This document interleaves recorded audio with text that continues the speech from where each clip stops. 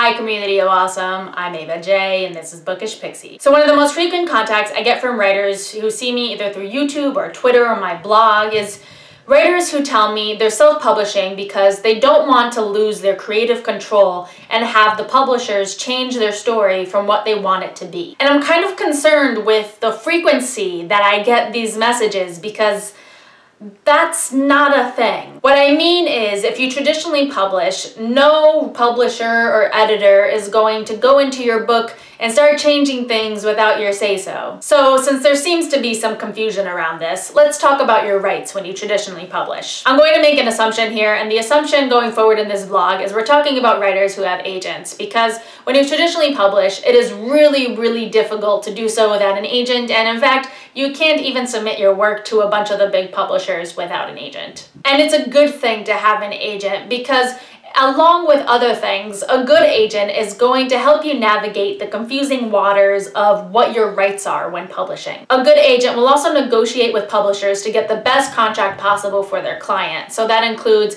making sure they don't give away rights that they don't have to, and making sure that you get the best advance possible, and all the minutia of contracts that is rather confusing to deal with on your own. Which brings me to my next point, because when you're traditionally publishing, you do not lose all your rights because you're not selling all of your rights, at least definitely not at once. A publisher is buying the right to publish your work exclusively. If you sell the world rights to the publisher, that means that the publisher has the foreign rights, so they can go ahead and sell the foreign rights to foreign publishers and then split the profits between themselves and the author and the agent. If they don't get the world rights, that means the author retains the foreign rights and the agent will primarily focus on selling those. Then the other major ones are the audiobook rights and the movie rights. Whether or not you sell the audiobook rights will vary publisher to publisher and contract to contract.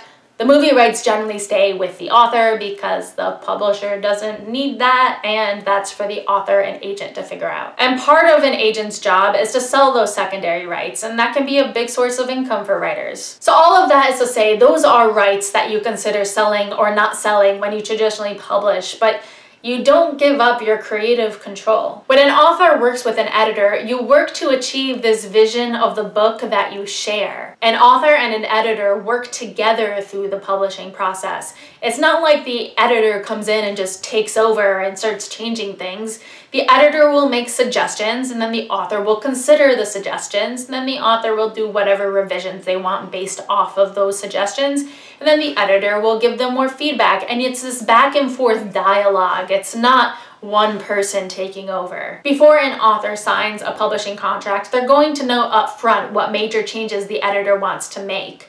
That way, the author and the editor can compare their visions for the book and see if they're compatible. So this fear that a lot of writers seem to have that they're going to sign with a traditional publisher and then the publisher will come in and change their whole book, you don't have to worry about that because that's not how the publishing process works. Because publishing is a collaborative process in which you have a whole team working behind a book to make it amazing, and that's pretty darn cool. So that's what I got for today. If you liked what you saw, don't forget to subscribe and comment, and I'll see you guys next week. And also, Into the Black comes out today, so you know, buy it.